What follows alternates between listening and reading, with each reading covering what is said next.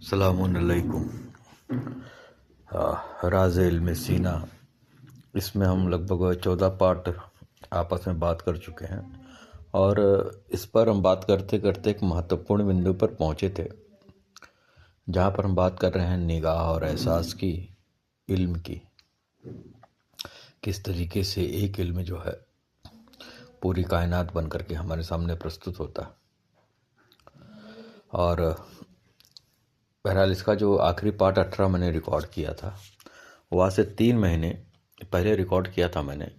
मेरी ख्वाहिश थी ये कि इसको मैं मुकम्मल करूं, लेकिन बीच में जो अवरोध उत्पन्न हो गया, इससे जो एक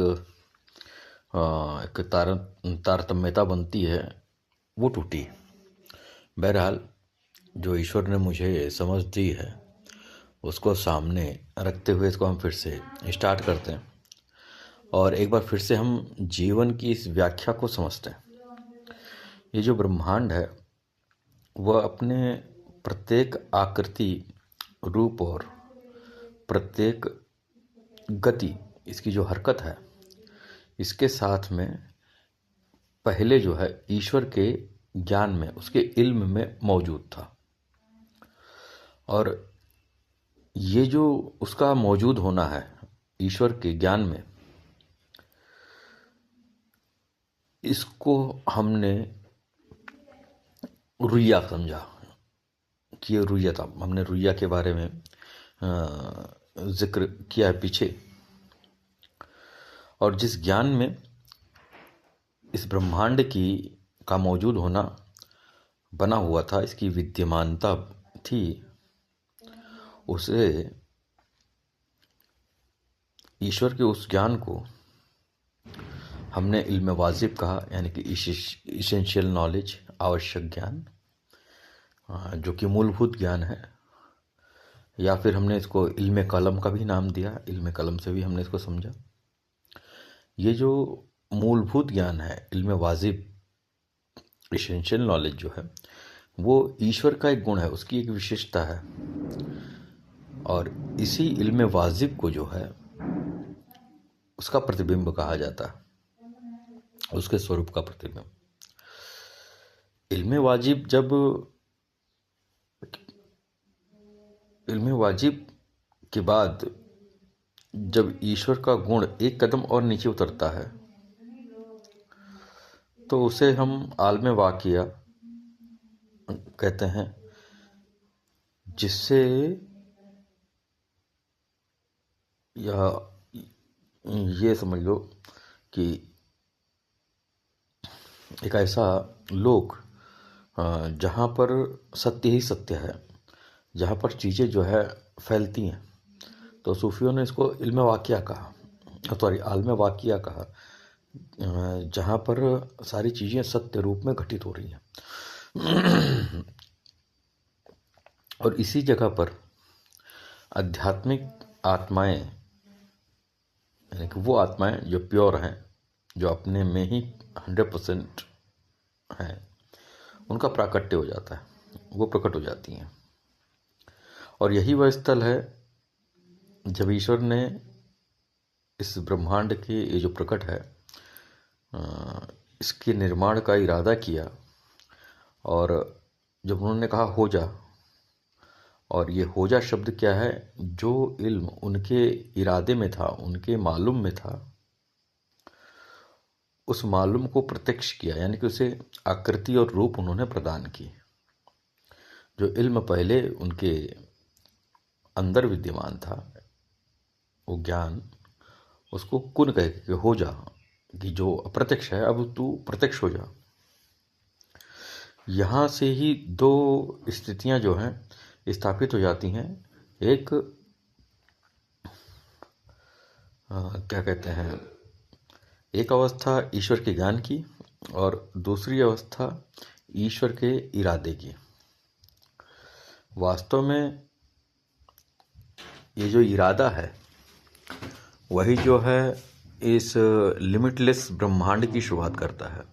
ये इरादा ही है जो इस अनादि सिस्टम की शुरुआत करता है।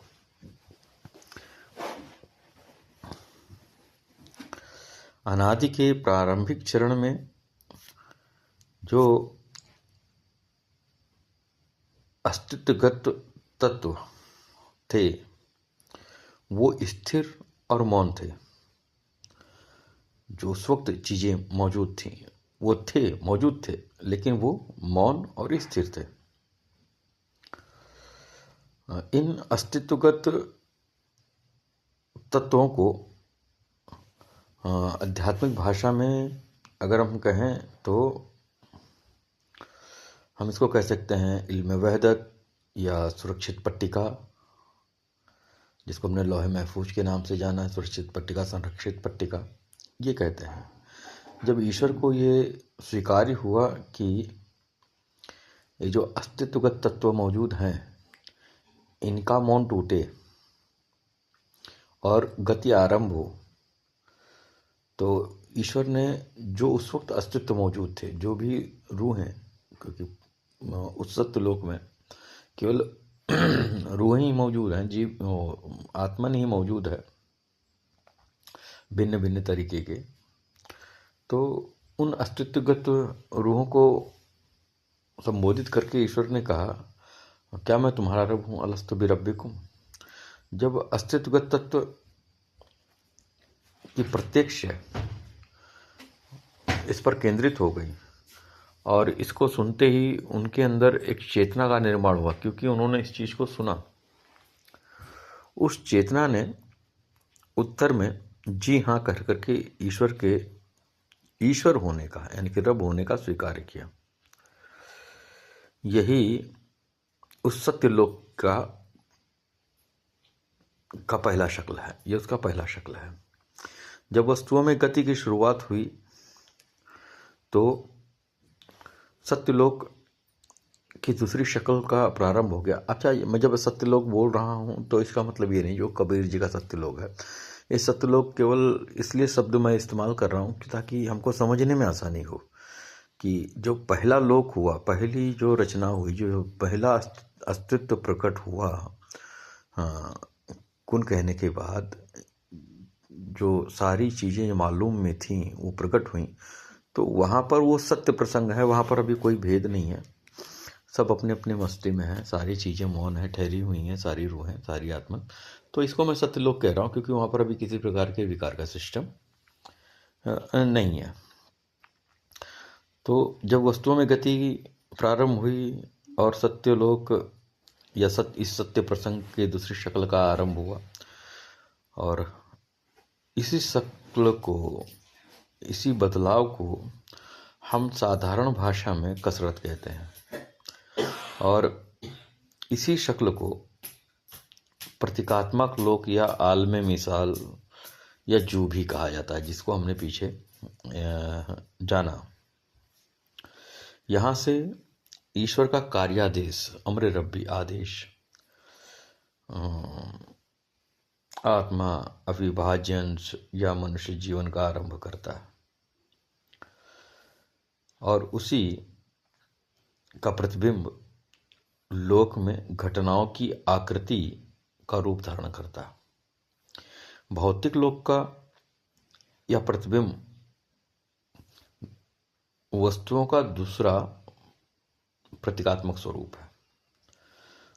स्वरूप का प्रतिबिंब यानी कि इल्मे वाजिब या इल्मे कलम, ठीक है ना, या सुरक्षित पट्टिका का प्रतिबिंब यानी कि जो, अर्थात प्रतीकात्मक लोक है ये, यानी कि आलम तमसाल है। और इसको फिर समझिएगा, भौतिक लोक का ये जो प्रतिबिंब है वो की जो स्थिति है, वो पहले जिसको हमने कहा कि सुरक्षित पट्टिका अव्वल, या फिर हमने कहा सत्यलोक, इसका प्रतिबिंब जो है वो सुरक्षित पट्टिका दोम या जो कह लो या इल्म वाजिब कह लो, ये इसका दूसरा स्तर है। इसी को हम आलम तमसाल कहा कि जहां पर आकृतियों की सूरत बन गई।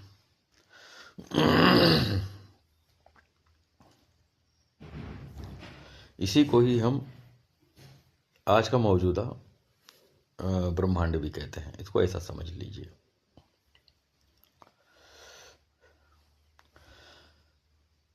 अब यहाँ पर हम आत्मन के बारे में बात करेंगे कि वैसे तो आत्मा एक है और उसकी प्रतीक बहुत सारे उपलब्ध हैं, बहुत सारे मौजूद हैं, लेकिन ये केवल इतना ही नहीं है।